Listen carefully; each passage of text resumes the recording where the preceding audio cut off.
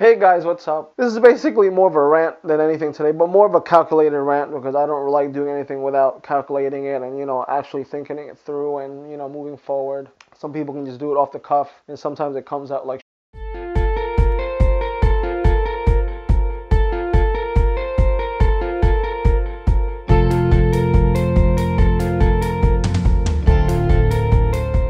a lot of you know why I built why I made this channel is because I can articulate myself. I can be more, I can express myself more because a lot of you don't know I used to fight. That's what I used to do for many years. I've been training since I was 4 years old. I've been using these for a very long time, and my feet, and my knees, and my elbows to prove my point. So I guess this is the first stage for me to dive in and actually use this as a weapon rather than these. And use this as well. One of my Facebook friends recently, he said something that somebody was bad-mouthing him and so on and so forth. So I looked more into it because I had nothing to do. And I usually don't get into the drama because I'm just not into the drama. I'm not into negativity. I looked up the guy's name. He has a YouTube channel. His most recent post, I'm going to put it on the link below. Bendenzer?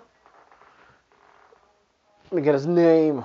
His name is Peter Vendever. I realized that this particular video that he posted, it's like troll to second level. He reminds me of one of my belligerent uncles when they're drunk. I used to debate in school, so I would love to share some points with you. Why I think he's wrong. Hopefully you can see my point. You guys be the judge, okay? So I just want to point out certain things that he says. It's a rebuttal on my end, my perspective. I guess we'll see if I get a rebuttal back. One of the first points that he did make in the video is that expats live better than most Filipinos. Expats live better lives than the poor Filipinos? Damn right we do. And we deserve to. And in most cases, that is very true. But my first point is, I guess in a fight would be my first jab would be, you have to realize what is a local Filipino. I'm a local Filipino. I live in the Philippines. And trust me, I probably live a lot better than Mr. Peter Van Deezer. Or what? I forget his name. I don't know what else to say. I'm a local Filipino. The Philippines, just like any country in the world, has the spectrum of poor and the wealthy. So I've lived in New York. I lived in a not so good part of Long Island, and I've seen what it is. It is in the ghettos, and I've seen all throughout America, ghettos and slums. It's the same thing in the Philippines. Then you have slums and ghettos in the Philippines, and you have well-off areas in the Philippines, just like here in America. If you're familiar with Long Island, a lot of the Gilded Age was referring to the age where the very wealthy built their mansions. They were on Long Island, on the North Shore. That statement where expats live better than Filipinos is all perspective. How many local Filipinos have you met from every walk of life as a Filipino? And another thing was he was referring to, obviously, expats living better than local Filipinos because he deserves to. Expats live better lives than the poor Filipinos? Damn right we do. And we deserve to. We will bust our ass to get where we are in life. Are we better? Damn right we are. Now, once again, this is all subjective again. You're coming from two economic environments, if you look at it this way. You're coming from America, which I believe he's from America. He has a very American accent. You're coming from America, where it's secure to a degree, first world. And then you have Philippines, third degree / developing country. You're coming from a position where the life that you were born in has afforded you certain opportunities for you to maintain and obtain a particular lifestyle versus somebody in the Philippines who was born with this particular lifestyle. You're saying that you have busted your butt to be in a position you're in is only subjective to what type of life you have led. You, as an American, as a white American, are very fortunate you were born in America to flourish in the life that you have today. Because I tell you right now, there's people who are living in the ghettos and slums of America who deal with the same issues with people who live in the slums and ghettos of the Philippines, or in Africa, or in Indonesia, Thailand, Cambodia, wherever. First world to third world isn't matter. If this is the plate that is given to you, and this is what you have to eat off of until hopefully you grow out of it and move out of it and do something better for yourself. Just like Warren Buffett said, he was very fortunate to be born in the time and period he was born in to flourish in his career. For some reason, I was blessed to come to America via my parents, via my grandmother, who, God rest her soul, was born in Hawaii. So that made us automatic. I could be naturalized this quick. My mother was an automatic citizen because she was born in Hawaii. I was very fortunate enough to be born to that situation, and way more fortunate enough to come to America and hustle my ass over here, learning from my parents what it is to have that immigrant lifestyle, and then take that ethic and never forget where I come from and take it to the Philippines or wherever I wanted to go. Whether England, I've stayed in Europe, it doesn't matter. It's all perspective. You, as an American, as I'm an American as well, we come from different standards of living when it comes to the financial monetary value of what the standard of living is. You're talking about earning money in a first world country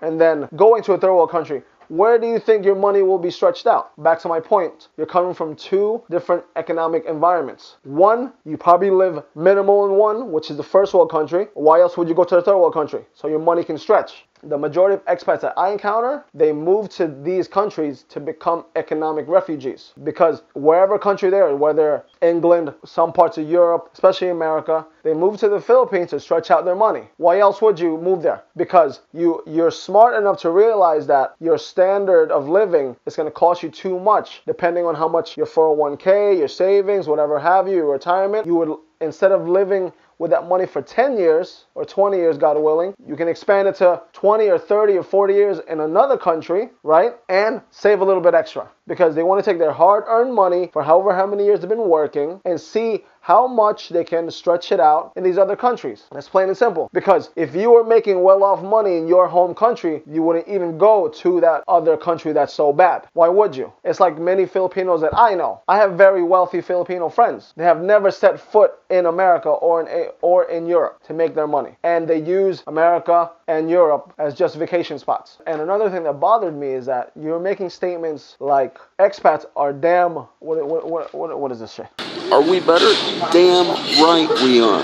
Every time I have traveled, I've always respected where I am at. Why? I'm a guest. That's number one. I'm a guest. Even though I am Filipino, I grew up here and I grew up in the Philippines as well. So, I'm very fortunate to have that in my life. Number two, you're comparing expats, right? Expats to wealth, because you're saying that wealth is a very important thing in this conversation, right? I mean, obviously, there's guys like Manny Pacquiao, there's guys like Henry Sy, Andrew Tan, Jimmy Aqua. Those guys are, they have far more worth than we have. You're comparing expats to the elite of the Philippines, monetary elite. You're comparing expats who are on retirement and pensions, okay? Because the majority of expats I know are not multimillionaires and billionaires going to the Philippines and living there, unless you're living in, Forest Park, Green Hills, and all those Ayala and all those nice places, okay? That's number one. So that's like comparing any other American to a Warren Buffett, a Bill Gates, a Steve Jobs, God rest his soul, and all the other rich CEO, executive billionaires in America. It's too much of a discrepancy. Their lifestyle is nowhere near your lifestyle. You're comparing expats to basically the like I said, the Manny Pacquiaos, the Andrew Tans, the Lucio Tans, the Henry C's, the Gokong Weis. These are high-level elite billionaire families, minus Pacquiao, obviously. Manny Villar, he's almost up there. And then you're comparing yourself or expats to that level of success. I don't think you should do that, because there's a degree of movement that they have to do to get to where they got to get, and that's universal. Whether you're Bill Gates, Warren Buffett, Carlos Slim Helu, or the Indian billionaires, the African billionaires, wherever. It's a mindset for them to get to where they want to get, or whatever country they're in. That's common sense. That for you to be successful, there's a particular mindset you need to have. So that statement is a wash. If you don't understand the caste system in the Philippines, you don't understand the culture. It's as simple as that. It is very true. There are prominent families in the Philippines that control certain aspects of how things go in the Philippines, okay? Or how things go in the villages and the barangays, the provinces, whatever, in the cities, whatever. But isn't that the case with all parts of the world? I don't bring this out often. I come from a prominent political and business family. I'm not going to say the names or whatever, but I come from a particular, especially in Dumaguete. Let's just put it that way. I have relatives that are in high-level politics and business. I don't even bring that up. Why? It's unnecessary. With that said, some of my family, or some of the many prominent families in the Philippines, have been in power since the 1800s, I don't know. Back then, when a part of my family came from Spain, what do you think they did? They got into business and they got into politics, because politics controls business, business controls politics. It's the same thing. So power creates influence in any environment. So you're telling me that the Astors, the Morgans, the Vanderbilts, the Carnegies, families who built dynasties here in America never had any type of influence in America? Come on. You're telling me many of the affluent and prominent families in Africa, South America, wherever have you, England, wherever you want to go, Cambodia, Thai, Philippines, Indonesia, Malay, wherever you want to go, you're telling me that they don't have a particular set of controls or influence within that region? You have to realize nepotism is a human thing. Well, I'm going to repeat that again. Nepotism is a human thing. How many of us, wherever part of the world is, what's that phrase? I know a guy. I know a guy. Or like, oh, I'm going to go to a movie theater. Oh, do you know anybody over there? Yeah, I do. Let's just go. He's going to hook us up. It goes from that little to as big as, yo, I need things done. I need that paperwork to go to the top of the pile. I need you to get it done because we're cousins or whatever. It's human nature. Whether it's right or wrong, that's out of this conversation at this point. But I'm saying it's human nature. It's rampant around the world. In your statement, worth is based upon who you know, what family you're part of, what village you're from, what province you're from, what assets that you have. What society in this world would not accept that as the norm of assessing you as a person? Just think about it. Are you out of your brain? You're pointing things out as a very general. You're giving me a generic, bland plate as far as. I don't know, dude. I don't know, bro. I'm almost done. And then he says, expats live outside the system. We are in the Philippines, but we are not of the Philippines. Where do the white guys live? We live outside of the system. Unless you willingly sell yourself into slavery to get into the system, we live outside of it. You know, we are here. We are in the Philippines, but we are not of the Philippines. And that's good. How redundant is that statement? Obviously, you are not Filipino, therefore you are. Flying. Why are you called expat? Expat. Do we need a definition of this? I don't know. But the sad thing is, for many expats, for the many expats that talk down so much about other countries, I would love to see what financial position they are in their own environment. I know many expats who go to the Philippines or any other countries, and they have this attitude as if they're superior. But then I come to find out, this is before I tell them who I am or what I do, what my family does. This is me getting to know them. I find out later on that they have a basic job, they live in a basic house or apartment. So what makes you better than the guy that's doing the same thing in the other country? Does it make any sense? It's almost like there's a mirror in front of you. When you see this particular local Filipino or whatever, there's a mirror in front of you and you see yourself. You're just self-hating. You're self-reflecting because you can't see anything beyond that. It's just, I hate that guy because, but maybe a lot of you won't admit to it.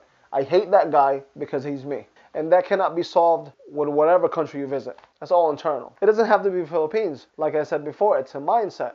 Lastly, I just want to say that you sound very miserable. You know, how do you wake up miserable? How does one person who gets the blessing of getting to wake up every morning, you're so miserable? You might think you're not, but I saw some of your blogs. Right now, as I'm speaking, somebody didn't wake up. How do you spend that time degrading other people or other cultures or whatever? A whole lot of negativity, just a whole. I've seen some of your videos. I didn't invest that much time into it because, like I said, I don't got no time for negativity in my life. But this one video did tickle me a little bit, so you know I had to make a video about it. I don't know if you have a speech impediment. If you do, that's cool. But it seems as if you're constantly inebriated when you're making these blogs. Like I said, if you have a speech impediment, then that's cool. More power to you. But if you're inebriated while you're doing this, I don't think it's a great idea. Unless you subscribe to the idea that when you're drunk and when you're high, it's a true self, which is good or bad in your case. Maybe people will say how corrupted one person's soul could be. I don't know how much hurt you have in your life to act this way. Because, you know, I have many friends all around the world. And I have yet to, I guess it's who you keep as company. I have yet to meet friends that degrade other countries or other societies. I just don't have friends that way. They realize there's bad in every single country. They realize this. In respect to their particular country, they do their share of trying to fix it.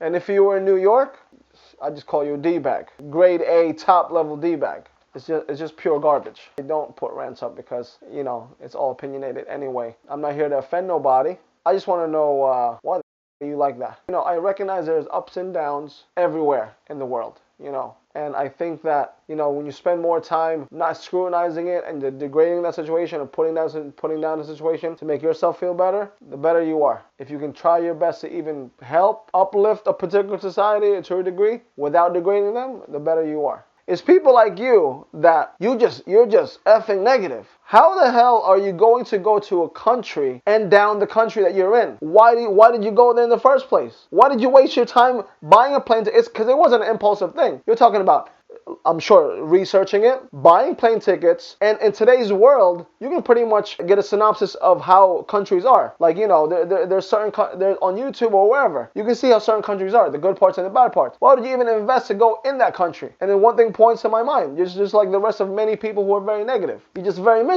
Because there's a saying that I heard from a tourist guide in Manila, point blank. If you don't like how Manila looks, change the way you look at Manila. Because I guarantee if you were in Cambodia, if you were in Africa, if you were in, I don't know, whatever freaking country, Antarctica, you can be in heaven and still see the bad in it. Like, I'll give you a short snippet of how I grew up here in Hempstead, New York. I'm from Hempstead. I used to grow up in a way where it was a little thuggish. I've been stabbed. I've been shot at. I gave my kidney to my sister. I could have died on the table. I've gotten into many fights. I'm so fortunate that I get to wake up and experience another day. What the hell is your problem? If you like America so much, because obviously you're downplaying other countries, just stay in America. That's plain and simple. I don't know how complex it can become for all of you, not just you, my friend, just people who just complain, just outright just complain. Why the you hanging out in a country that you don't want to be in? The sad thing is that you represent a certain stereotype. When they encounter myself, my brother, my friends, black or white, whatever, they see you as an American.